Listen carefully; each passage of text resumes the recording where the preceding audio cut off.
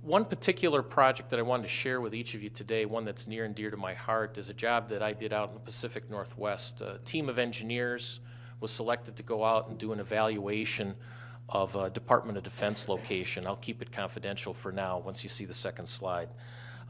We had to put together plans and specifications, analyses, forensics report for a myriad of electrical and mechanical infrastructure at this location. The decision was made early on in the process not to staff it locally. This comes as a challenge sometimes as a small business. Do you put someone on the ground? Do you need to open an office? In our case, we made the decision we'll staff it from the Midwest and from the East. Most of our work centers were located in Illinois, Michigan, and down in Florida. And we had just completed, and this is kind of a lead into the story, an extensive field survey where we had electrical and mechanical engineers on site diagnosing what we saw as the solutions that need to be rendered.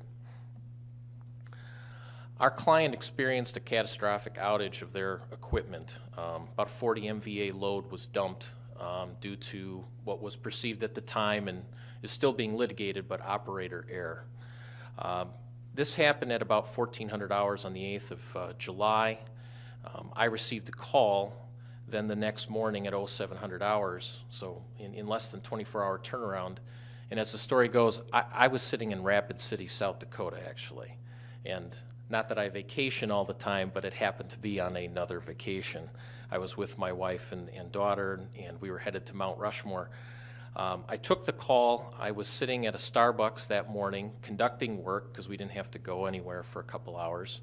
And in a matter of 8 short hours, we had people on a plane headed towards the Pacific Northwest. We also had negotiated a contract with the client to perform services, and all this was kind of done from a Starbucks. That's kind of how things happen, and we ideally don't want to get put into stress situations, but when our clients need us, it's the call to action. We have to do it. So I bring this up as a profile because this particular client, there wasn't just a short-term restoration to bring power back online. There was the long-term solution of how do we bring a power grid back up safely and reliably for many years to come. So we dispatched our personnel, and within a couple weeks short time, we had developed full analyses of what needed to happen. And like I said, it was not any equipment failure. It had to do with operator conditions, and some of that's still being taken care of.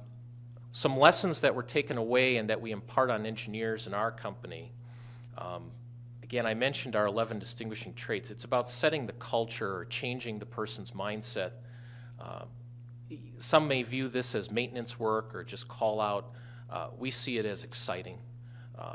Getting people out in the field, giving them the opportunity to troubleshoot a problem. Most of the knowledge is gained early in the career through textbook, through education, but then there's also the field aspect too of actually training someone at what actually the operator does, and this was a great opportunity to do that. Taking a proactive approach to a complex solution, not being afraid to engage in a tough debate over the problem.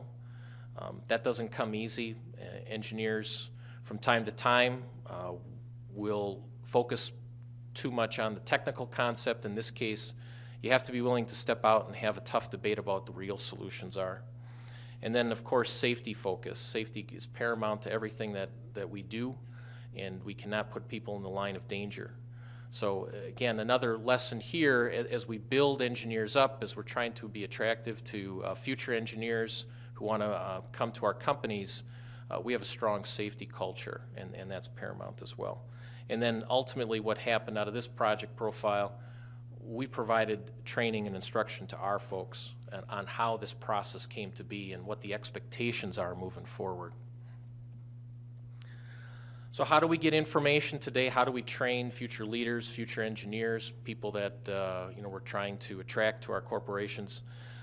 We encourage strong relationships with our manufacturing community. We reach out to them frequently, and some of your manufacturing reps. We do this either through direct contact. I go to their offices, they come to my offices.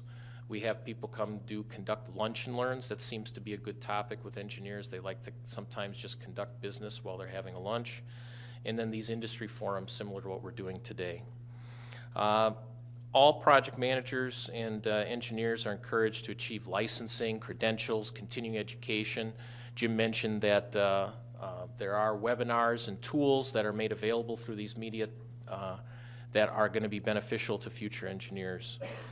And then finally, this is a minimum to us, but I'm sure your companies do the same thing. Leaders are subscribed to journals, magazines.